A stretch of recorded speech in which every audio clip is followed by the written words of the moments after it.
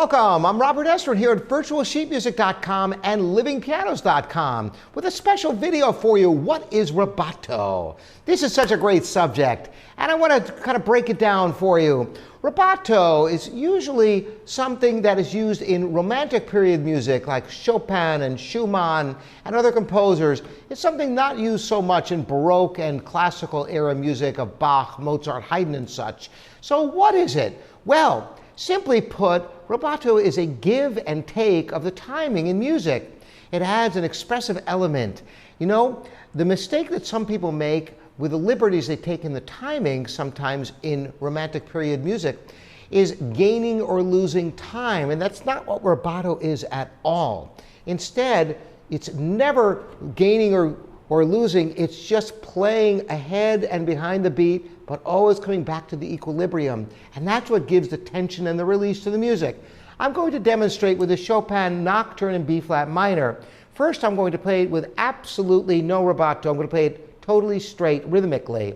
And then I'm going to play it with rubato, and you'll hear, and if you kind of tap along, you'll see where I'm using the rubato.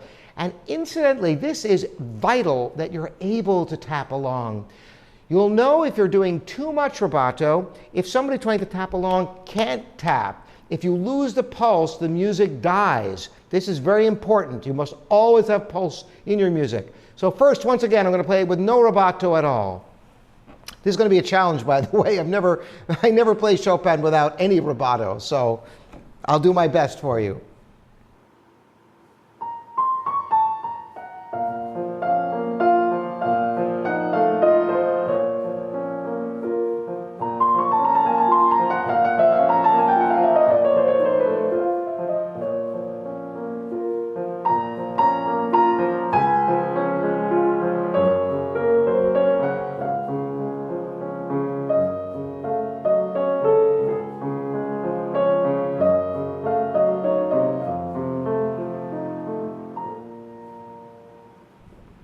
All right, so I had the shape of the phrase. I had the rise and the fall, the legato.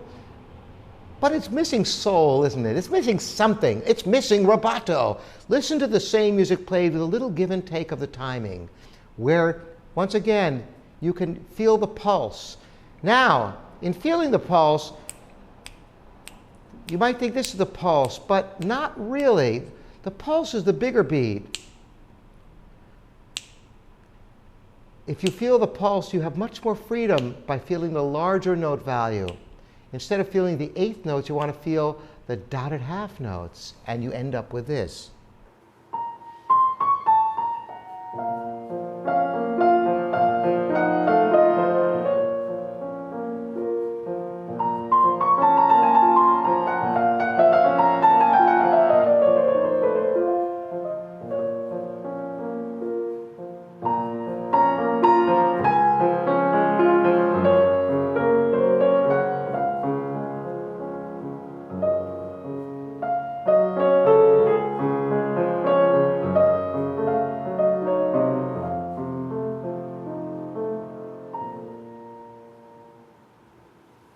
That's a lot better, isn't it?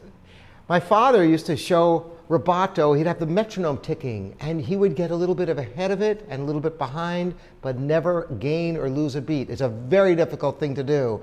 But the secret to having good rubato is feel the large beat, not the little subdivisions, but the big beat. And once you do that, you have a lot of freedom to mold the tempo to your whim by getting a little faster towards the middle of the phrase and then relaxing the phrase. Kind of like if you're in a car going over hills and you get that nice sensation.